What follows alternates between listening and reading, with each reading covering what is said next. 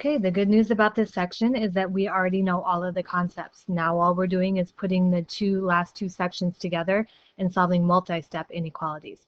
So let's go ahead and look at this introduction. Jamie, one of the groupies, was getting $20 per lap and received $40 in donations. Her goal is to make at least $400. So question is, how many laps would she have to walk? Well, I think we're getting to be pros about writing equations and inequalities.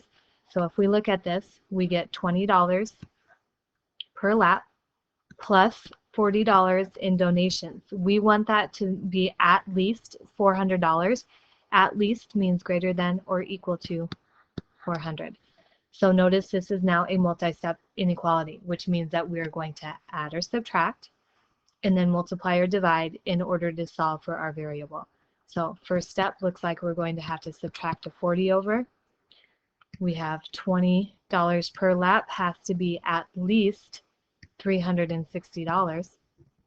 So if we divide that 20 over, it looks like the laps that she has to do is at least 360 divided by 20. So it looks like she's at 18 laps. Okay, so she will have to walk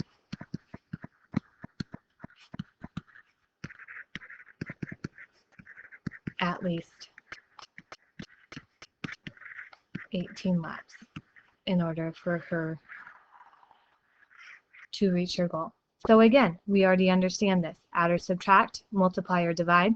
The only difference between equations and inequalities is that when we multiply or divide by a negative, we know that we're going to switch the sign. And we will review that in this section. So go ahead and get out the notes and vocab for this section.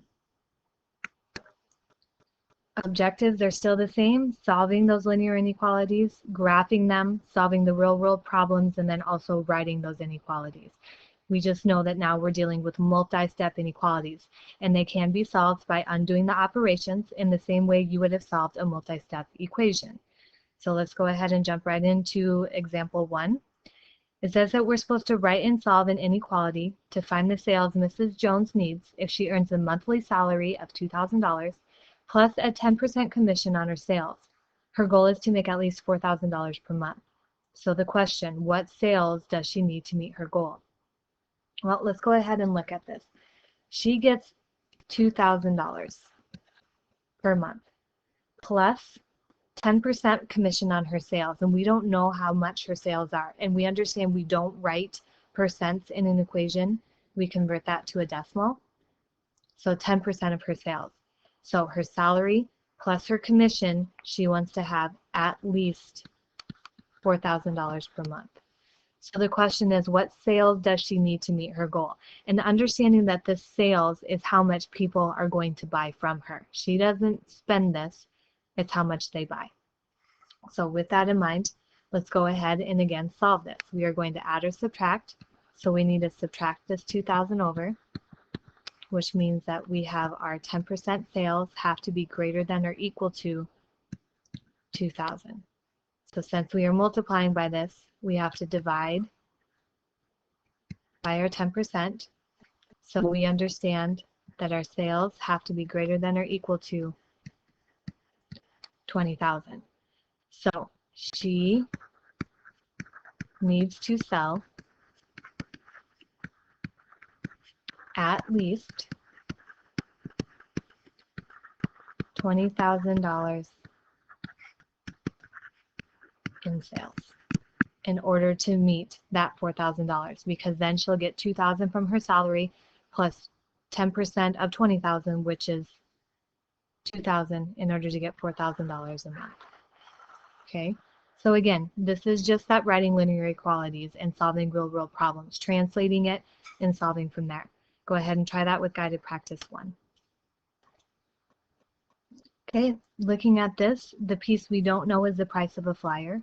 We know that they have 400 of them times that price of the flyer plus the $3.50 setup fee has to be less than the competition charges, which is $35.50. So solving that, we get P is less than 8/100ths, which in this situation deals with money. So we know that they have to sell their flyers for less than 8 cents a piece. All right, real world problems down. Again, remember when multiplying or dividing by that negative, we do have to change the direction of our inequality symbol. So this is just a nice review looking at a multi-step problem that pertains to this. Okay, I'm going to rewrite the problem. Negative 11y minus 13 is greater than 42. Understanding this is multi-step, so let's go ahead and add or subtract first. I'm going to add that 13 over. We end up with 55. Now I'm going to multiply or divide, so I have to divide by that negative. Since I'm dividing by a negative, I'm going to flip the sign and say that y is less than negative 5. Coming over here, reviewing the graph, I'm going to go ahead and start with the negative 8. And again, I'm just skipping because I know that this is a little bit hard to see if I smashed it all together. So that's probably good enough. We know it's less than negative 5, so here's negative 5, open circle, pointing to the left because less than. Okay, remember multiplying or dividing by a negative, switch the sign. Go ahead and try that for guided practice 2. Okay, dividing by that negative, switch the sign. But look at this. On 2a, the variable was on the right, so we do have to read this as w is greater than or equal to 13 over 2. Or you could have said 6.5. So does kind of look like we stayed with the same sign, but we didn't because we had to translate that over to have the variable on the left. Same thing on 2b. Again, we switched the sign, but reading this actually says y is greater than negative 8. Moving on to example 3, this is that translating the multi-step inequalities to solve them.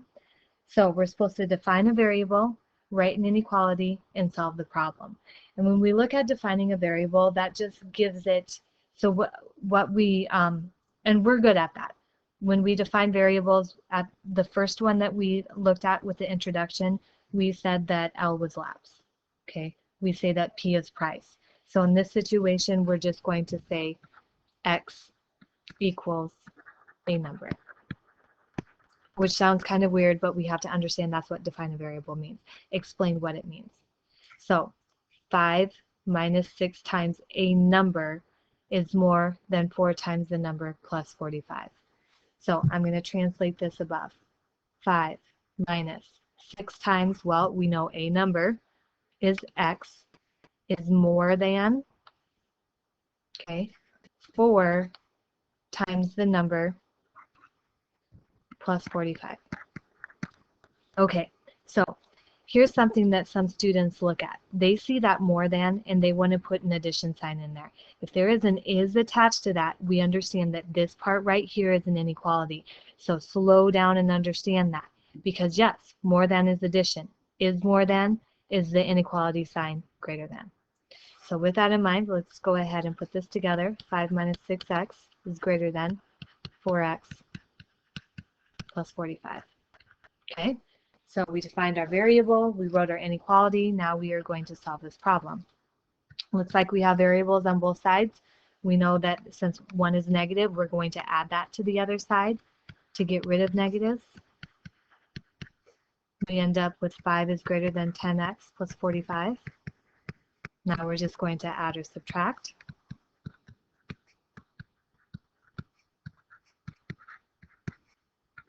And then divide. And we are definitely getting into fractions today.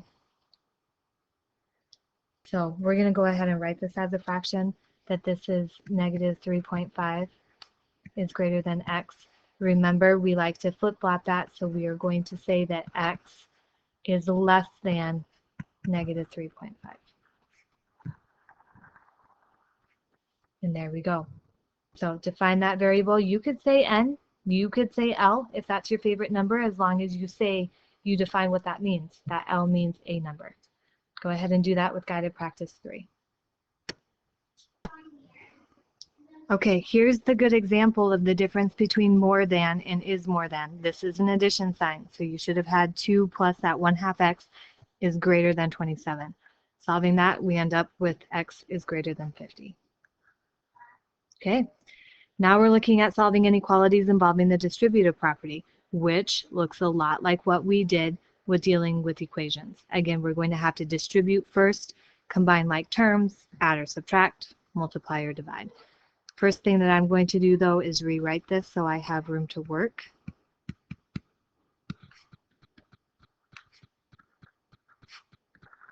And if you remember at the beginning of all of this, I stated that lined paper does work well, especially when you're solving equations.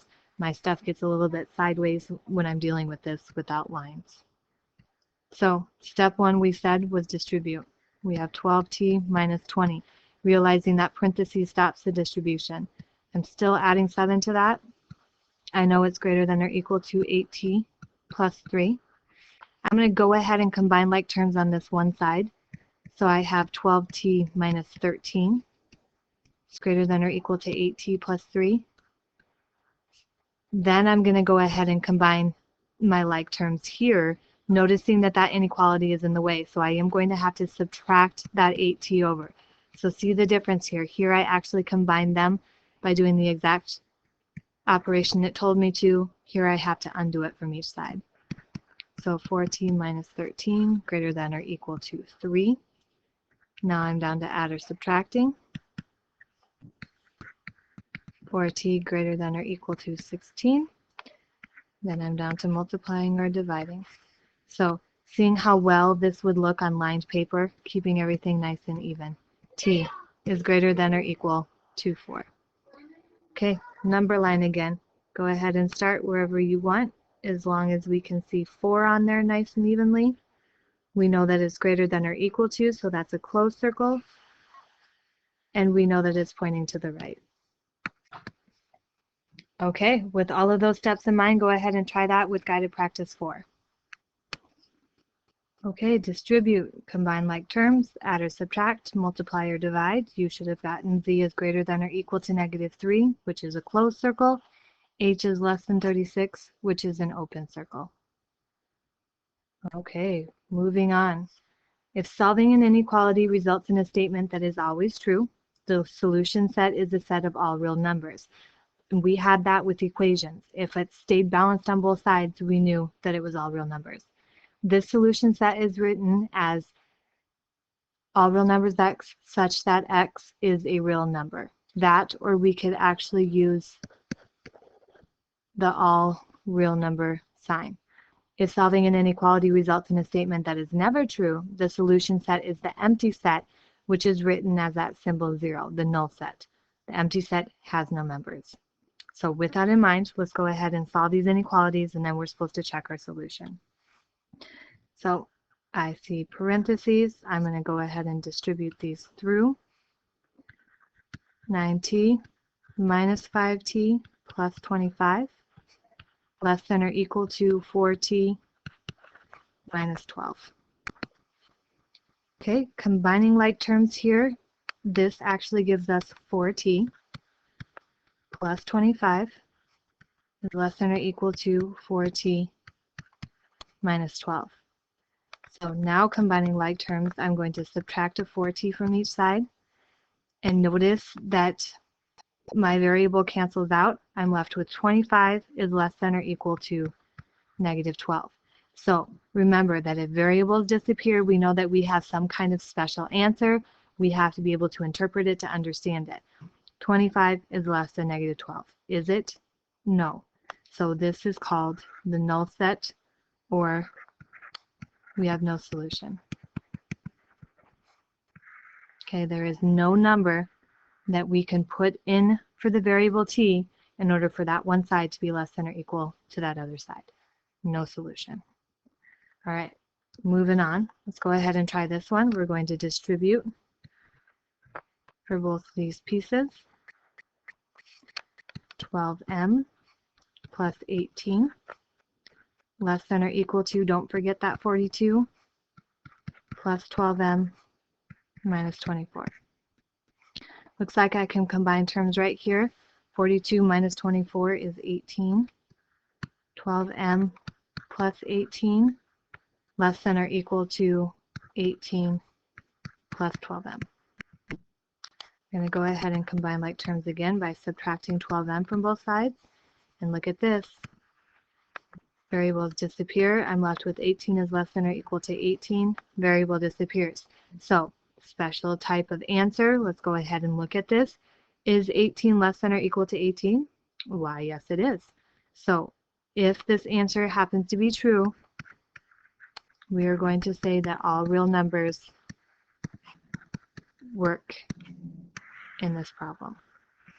Okay, so again, remember that when variables disappear, we understand we're either going to have a no solution or an all real. If it's not true, no solution. If it's true, all real numbers. Go ahead and do our last guided practice 5.